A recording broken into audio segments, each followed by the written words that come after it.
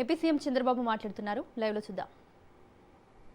Sustainable economy రావాలంటే ఈ మధ్య కాలంలో నేను చూశాను, బాగా టూల్స్ అన్ని ఉపయోగించాం. ఒక మాటలో చెప్పాలంటే భాస్కర్ గారు ఆర్టీజీఎస్ లో చాలా టూల్స్, ఏఐ టూల్స్ తయారు చేశారు. కానీ చాలా డిపార్ట్మెంట్ సరిగా ఉపయోగించుకోవడంలో కొంతమంది ఉపయోగించుకుంటున్నారు. అయితే ఇక్కడ బాబు జీఎస్టీ కమిషనర్ గా చాలా స్పష్టంగా ఇంకొంచెం టూల్స్ కూడా యాడ్ చేసుకొని ఆయన మొత్తం అనలైజ్ చేసే పరిస్థితికి వచ్చారు.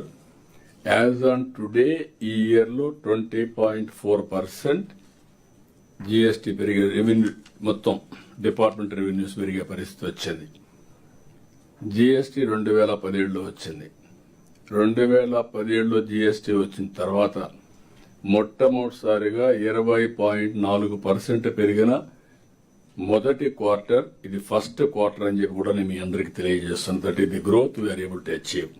మనస్ఫూర్తిగా డిపార్ట్మెంట్ అభినందిస్తున్నా. Congratulations, well done. This is one example. AI ఉపయోగించుకొని కరెక్ట్ గా చేస్తే ఏ విధంగా ఫలితాలు వస్తాయో ఇది ఒక బెస్ట్ ఎగ్జాంపుల్ మీ అందరికీ. రెండో విషయం, ఇక్కడ నేను ఒక విషయం మీ అందరికీ చెప్పాల్సిన అవసరం ఉంది. ఎట్లయితే డిపార్ట్మెంట్ లో ఉంటారో అక్కడక్కడ క్రూషియల్ పొజిషన్ లో ఆపర్చునిటీస్ ని లాక్ చేసే వ్యక్తులు కూడా ఉన్నారు. అలాంటి వాళ్లపైన మీరు అప్రమత్తంగా లేకపోతే మీరు ఎంత ఎఫర్ట్ పెట్టినా మీకు ఫలితాలు రావు. ఇటీవల కాలంలో కొన్ని అలాంటివి కూడా వస్తున్నాయి. అంటే కొంతమంది వ్యక్తులు క్రూషియల్ ప్లేస్ లో ఉండి నెగటివ్ రోల్ ప్లే చేసే దానివల్ల కూడా ఇబ్బంది వస్తుంది. దాన్ని కూడా ఎక్కడికక్కడ మనం క్లియర్ చేసుకుంటూ ముందుకు పోవాల్సిన అవసరం ఉంది. కేపీఐ ఇండికేటర్స్ నేను ముందే చెప్పాను. ఈ కేపీఐ ఇండికేటర్స్ కూడా ఎక్కడికక్కడ అనలైజ్ చేస్తున్నాం. అనలైజ్ చేసి దీన్ని కూడా లాజికల్ గా తీసుకుపోవడం కోసం ఏమేం చేయాలనో అవన్నీ కూడా అప్డేట్ చేయమన్నాం. ఈ రాబోయే రోజుల్లో ఈ కేపీఐస్ ద్వారానే మంత్లీ ఎకనామిక్ రిపోర్ట్ తయారు చేసే పరిస్థితి వస్తుంది. ఇది కూడా మీరు దృష్టిలో పెట్టుకొని కరెక్ట్ గా మీరు అప్డేట్ చేయగలిగితే పర్ఫెక్షన్ వస్తుంది. ఇది కూడా మీరు గుర్తుపెట్టుకోవాల్సి కోరుతున్నా. ఇంకొక పక్కన టెక్నాలజీ అడాప్షన్, ఇన్నోవేషన్, ఏఐ ఇవన్నీ కూడా పెట్టారు. లో పెనిట్రేషన్, అడాప్షన్ చాలా తక్కువగా ఉంది. అది కూడా ఒకసారి ప్రజెంట్ చేస్తారు. ప్రజెంట్ చేసిన తర్వాత మీకు ఒక ఐడియా వస్తుంది. దీన్ని కూడా మనం ముందుకు తీసుకుపోవాల్సిన అవసరం ఉంది. లాస్ట్కి వచ్చే కొందికి ఫీల్డ్ విజిట్స్. మీరు ఆఫీసులో కూర్చుంటే అన్నీ బాగా కనపడుస్తాయి.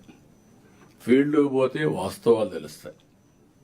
Ministers, secretaries, head of departments మీకు అందరికీ టైం బౌండ్ ప్రోగ్రామ్ ఇచ్చాం. ఎవరు ఎన్ని రోజులు ఫీల్డ్లో ఉండాలని. ఫీల్డ్కి పోవాలంటే చాలా మందికి ఆ ఇంట్రెస్ట్ ఉండదు, ఇన్క్లూడింగ్ మీ. పోయినప్పుడు ఇంట్రెస్ట్, పోవాలంటే ఇంట్రెస్ట్ ఉండదు. పోయినప్పుడు చాలా సాటిస్ఫాక్షన్ ఉంటుంది. Field is a field. క్షేత్రస్థాయిలో మీరు పోయినప్పుడు మనకు వాస్తవాలు తెలుస్తాయి.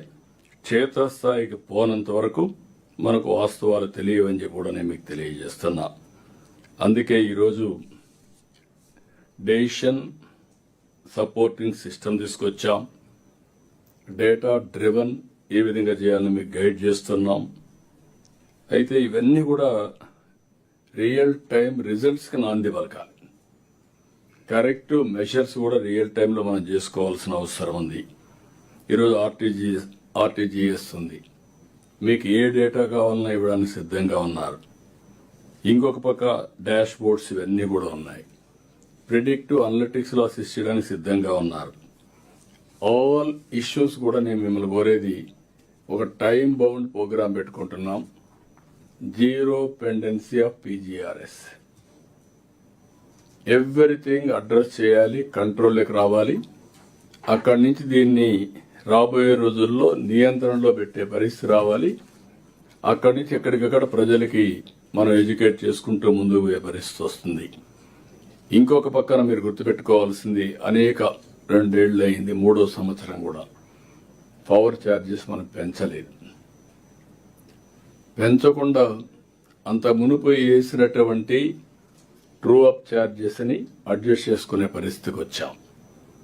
5 సంవత్సరాలు కరెంట్ ఛార్జెస్ పెంచమని చెప్పి ఆ మాట మీద నిలబడి ముందుకు పోతున్నాం. ఈ విషయం కూడా మీరు గుర్తుపెట్టుకోవాల్సిన అవసరం ఉంది. అయితే ఈరోజు యుద్ధ ప్రభావంలో మనకు కొన్ని సవాళ్లు కూడా వస్తున్నాయి. అదే సమయంలో కొన్ని అవకాశాలు కూడా ఉన్నాయి. దీన్ని మనం కూడా ఇక్కడికి వచ్చినప్పుడు ఆలోచించుకోవాల్సింది. నేను మొన్న చూశాను, ఒకప్పుడు మేము ఇండక్షన్ స్టవ్ పెట్టమన్నాం. అన్ని అంగన్వాడీల్లో ఇండక్షన్ స్టవ్ పెట్టారు. ఇప్పుడు ఆ ఇండక్షన్ స్టవ్ ని మొన్న గ్యాస్ ప్రాబ్లం వస్తే ఏదో సివిల్ సప్లైస్ కార్పొరేషన్ అంతా అనలైజ్ చేసి ఈ యొక్క ఇండక్షన్ స్టవ్ వల్ల కొన్ని వంటలు చేయలేరు, కొన్ని ప్రాబ్లమ్స్ ఉంటాయన్న.